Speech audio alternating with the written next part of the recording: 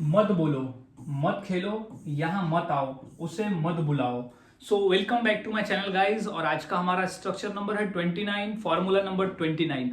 और आज की इस वीडियो में हम इस तरह के वाक्य को इंग्लिश में बनाना सीखने वाले हैं जहां कॉमन क्या है, कॉमन है मत। मत यानी हम यहाँ डायरेक्ट बोल रहे हैं कि किसी काम को मत करो। हम यहाँ डायरेक्ट बोल रहे हैं कि किसी काम को मत करो, कोई कार्य को मत करो।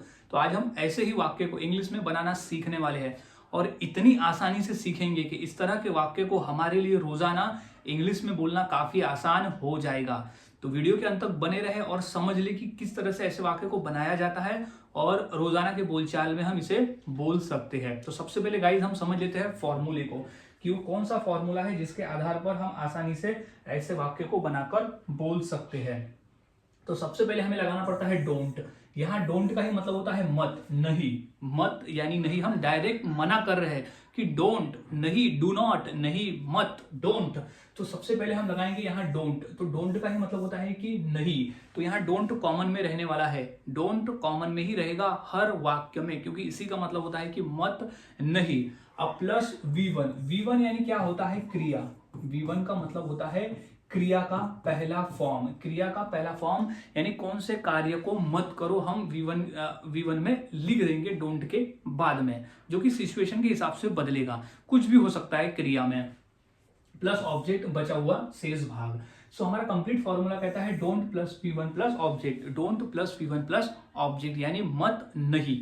अब हमने फॉर्मूले को अच्छी तरह से समझ लिया, तो अब हम फॉर्मूले के आधार पर वाक्य को इंग्लिश में बनाना सीखते हैं। तो सबसे पहला एक सिंपल वाक्य ले लेते हैं कि मत खेलो। यहाँ है मत खेलो, नहीं, मत। तो हो जाएगा डोंट।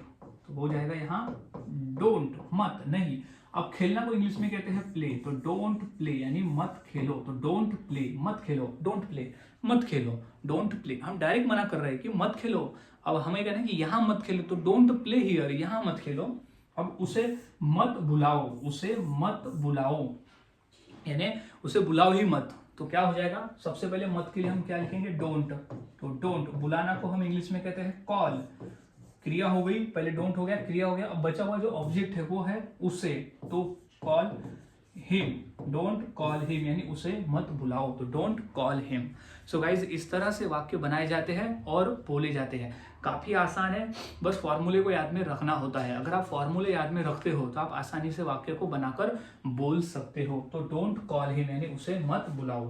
अब अगला वाक्य देख लेते हैं कि टीवी चालू मत करो। टीवी चालू मत करो, मत करो टीवी चालू। हम मना कर रहे हैं डायरेक्ट कि मत करो टीवी चालू। तो हो जाएगा डोंट। हो जाएगा डोंट यानी मत। डोंट तो हो गया मत। अब क्या मत करो, चालू मत करो। तो डोंट स्विच ऑन, ये turn on. Don't turn on TV. Object क्या है, TV. Don't turn on TV. तो टीवी चालू मत करो। Don't turn on, don't switch on TV. तो इस तरह से वाक्य बनाए जाते हैं। अब मुझे गाली मत दो, मुझे गाली मत दो। हम बोले ना मुझे गाली मत दो, तो इसकी इंग्लिश हो जाएगी डोंट। डोंट। अब V1 क्या लगेगा, एब्यूज। एब्यूज का मतलब होता है गाली देना। तो डोंट एब्यूज किसे, मुझे। तो डोंट एब्यूज मी, मुझे गाली मत दो। डोंट एब्यूज मी, मुझे गाली मत दो। Don't abuse me. So guys, इस तरह से वाक्य बनाए जाते हैं और बोले जाते हैं। काफी आसान है, बस आपको फॉर्मूला याद में रखना होता है। कुछ और वाक्य देख लेते हैं, जैसे दरवाजा बंद मत करो। दरवाजा बंद मत करो, तो इसकी इंग्लिश हो जाएगी डोंट। इसकी इंग्लिश हो जाएगी डोंट। डोंट बंद करना तो क्लोज। तो don't close the door. The door हो जाएगा यहां पर हमारा object. Don't close the door. Don't close the door यानी दरवाजा बंद मत करो। Don't close the door. अब है हमें मत बताओ, हमें मत बताओ। तो इसकी इंग्लिश हो जाएगी डोंट। डोंट बताना हो जाएगा टेल। डोंट टेल हमें यानी अस। तो डोंट टेल अस यानी हमें मत बताओ। तो डोंट टेल अस, हमें मत बताओ। तो इस तरह से वाक्य बनाए जाते हैं और बोले जाते हैं। काफी आसान है गाइस, बस फॉर्मूले को याद में रखना होता है। अगर आप फॉर्मूले को याद में रखते हो तो इस तरह के आप लाखों वाक्य, कई वाक्य सिचुएशन के हिसाब से आप बनाकर बोल सकते हो। जैसे मुझे मत देखो, तो डोंट लुक एट मी। मेरी तरफ मत देखो, तो डोंट लुक एट मी। उसे यहां मत आने दो, तो don't let him come here. और बोल सकते हैं कि उसे वहां जाने दो, तो उसे वहां यहाँ मत बैठो तो डोंट सिट हियर, यहाँ मत खड़े रहो, या यहाँ मत बोलो। तो इस तरह से हम बोल सकते हैं रोजाना के बोलचाल में।